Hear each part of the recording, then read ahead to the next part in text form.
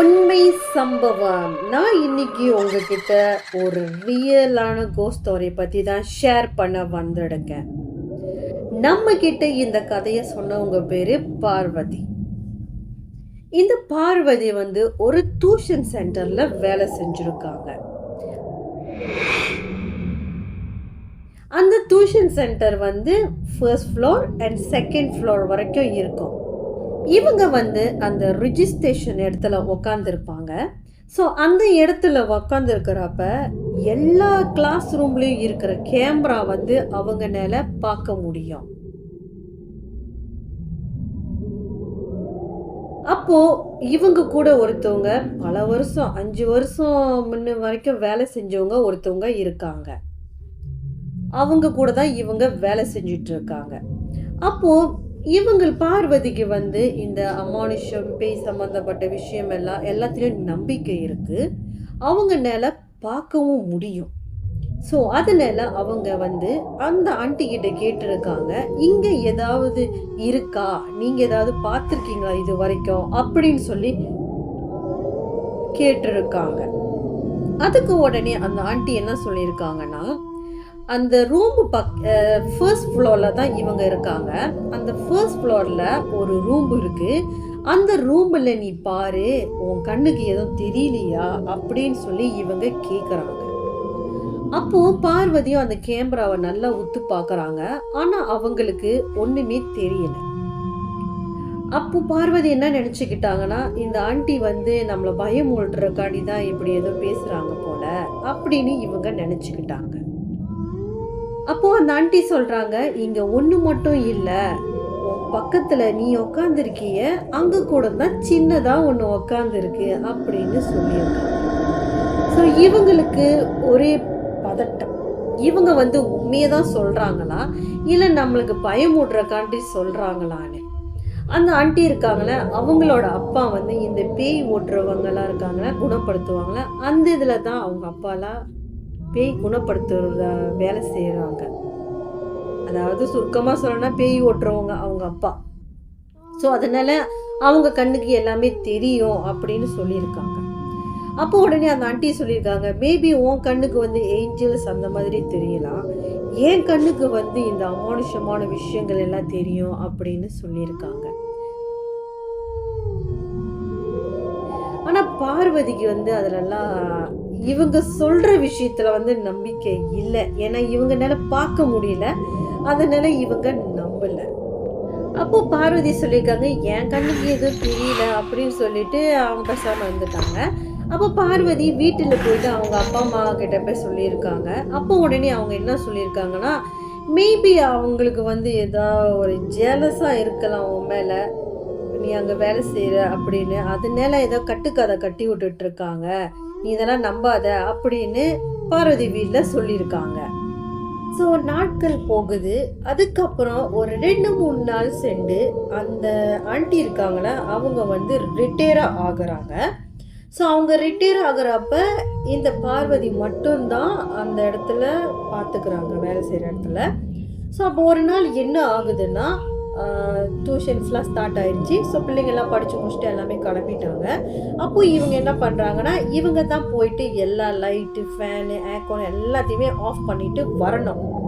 அப்போ இவங்க செகண்ட் ஃப்ளோருக்கு போயிட்டு எல்லா ரூமையும் ஆஃப் பண்ணிவிட்டு, இவங்களுக்கு அங்கே ஒரு மாஸ்டர் ரூம் மாதிரி பெரிய ரூம் இருக்குது. ஸோ அந்த பெரிய ரூம்பை இவங்க லைட்டெல்லாம் ஆஃப் பண்ணிவிட்டு கதவை இவங்க வெளியில் போய் அதுக்கப்புறமா தான் கதவை சாத்துவாங்க. ஸோ இவங்க வெளியில் போய் அந்த கதவை சாத்துறாங்க. அப்போது அங்கே இவங்க லைட்டை ஆஃப் பண்ணிட்டாங்க. ஆனால் அவங்களுக்கு அந்த இடத்துல பக்கத்து ரூம்லேருந்து ஒரு ஷேடோ லைட்டு அங்கே ஓனாக இருக்குது. ஸோ அந்த ஷேடோ, அந்த லைட்லேருந்து ஒரு ஷேடோவை இவங்க பார்க்குறாங்க. இவங்களோட ஷேடோ முன்னுக்கு இன்னொரு உருவம் நிற்கிற மாதிரி இவங்க பார்த்துருக்காங்க. ஸோ பார்வதி பார்த்துட்டு என்ன பண்ணுறது தெரியல. அவங்க ஒரே பதட்டத்தோட என்ன பண்ணாங்களா, வேற வழி இல்லை, இவங்க தான் எல்லா ரூமையும் லைட்டை ஆஃப் பண்ணிட்டு வரணும்.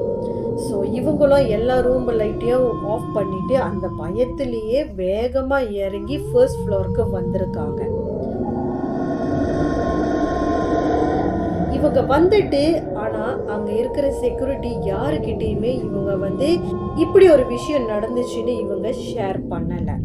அந்த இடத்துல புதுசாக ஒருத்தர் வேலைக்கு ஜாயின் ஆகிறாரு, ஒரு அண்ணன். அவர் வந்து பார்வதிக்கு ஹெல்ப் பண்ணுறதுக்காண்டி வேலைக்கு ஜாயின் பண்ணுறாரு.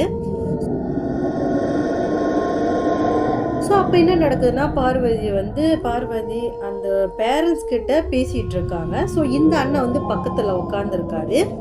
அப்போது அங்கே என்ன நடக்குதுன்னா, அவங்க பேசிகிட்டு இருக்கிற அந்த டைமில் கீழே வந்து ஒரு ரூம் இருக்குது.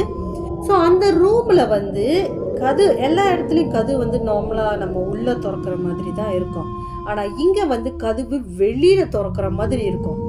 அப்போது அந்த கதவை யாரோ வெளியில் திறந்து படார்னு அடித்த மாதிரி ஒரு சத்தம் வந்து கேட்டிருக்காங்க. அதை அப்படியே கேமராலையும் அந்த அண்ணன் பார்த்துருக்காரு. ஸோ பார்வதியும் பார்த்துருக்காங்க.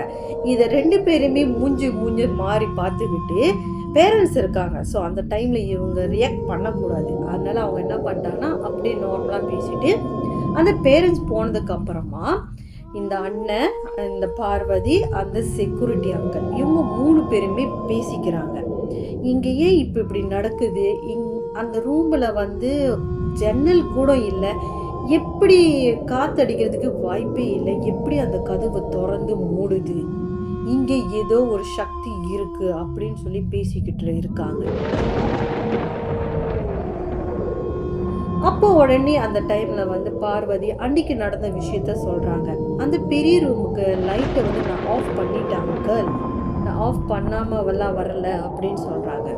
அதுக்கு உடனே அந்த செக்யூரிட்டி அங்கிள் சொல்கிறாங்க, நான் பல வருஷம் இங்கே வேலை செய்கிறேன், எனக்கு தெரியும் நீ ஆஃப் பண்ணிட்டு தான் வந்த, இங்கே என்னென்ன நடந்திருக்கு, என்னென்ன நடந்துக்கிட்டு இருக்குதுன்ட்டுன்னு எல்லாமே எனக்கு தெரியும், பல வருஷம் வேலை செய்கிற, இது கூட எனக்கு தெரியாமல் இருக்குமா அப்படின்னு சொல்லி அந்த அங்கிள் கதையாக இன்னமும் பார்வதி கிட்ட சொல்கிறாங்க. அந்த அங்கிள் பார்வதிகிட்ட என்ன சொன்னாங்கன்னா, ஒரு நாள் வந்து சரியான மழையாக இருந்திருக்கு. ஸோ அந்த மலையில் வந்து எலக்ட்ரிக்கல் வந்து மெயின் வந்து சுவிட்ச் ஆஃப் ஆயிடுச்சு. ஸோ அந்த சுவிட்ச் ஆஃப் ஆனால் அதை வந்து நம்ம கீழே போய் தான் அதை ஓப்பன் பண்ணி விடணுமா, ஆன் பண்ணி விடணும். அது ரொம்ப ஹார்டாக இருக்கும். ஸோ ஒரு ஆள் போய் ஓப்பன் பண்ணி விட்டால் தான் அதுக்கப்புறம் மெயின் எல்லாம் வேலை செய்யும் அப்படின்ட்டுன்னு அந்த அங்கிள் சொன்னார். அப்போ உடனே இந்த அங்கிள் வந்து அந்த டைமில் வந்து 2nd ஃப்ளோரில் இருந்திருக்காரு. சரி மெயின் ஆஃப் ஆச்சு, நம்ம கீழே போய் திறந்து விடணும்னு சொல்லிட்டு அவர் 2nd ஃப்ளோரில் வந்து 1st ஃப்ளோருக்கு கீழே இறங்கி வந்துட்டு இருக்காரு. அப்போ அந்த ரூமுக்குள்ளே போடுற மின்னுக்கு ஒரு பின் நம்பர் தட்டணும். அந்த பின் நம்பர் தட்டுறதுக்கு அப்புறமா தான் அந்த கதவு வந்து ஓப்பன் ஆகும். அப்போ இந்த அங்கிள் பின் நம்பரை தட்டுறதுக்குள்ளவே என்ன ஆயிருக்குன்னா, உள்ளுக்கு வந்து யாரோ அந்த மெயின் பாக்ஸை வந்து ஆன் பண்ணி விட்டுருக்காங்க. அந்த டிக்குன்னு ஒரு சத்தம் கேட்கும்ல, அந்த மாதிரி சத்தம் அந்த அங்கிளுக்கு கேட்டுடுக்கு. அப்புறம் அந்த கரண்ட் எல்லாமே ஆன் ஆகிருக்கு. ஸோ அந்த அங்கிளுக்கு வந்து பயம் வந்துருச்சு.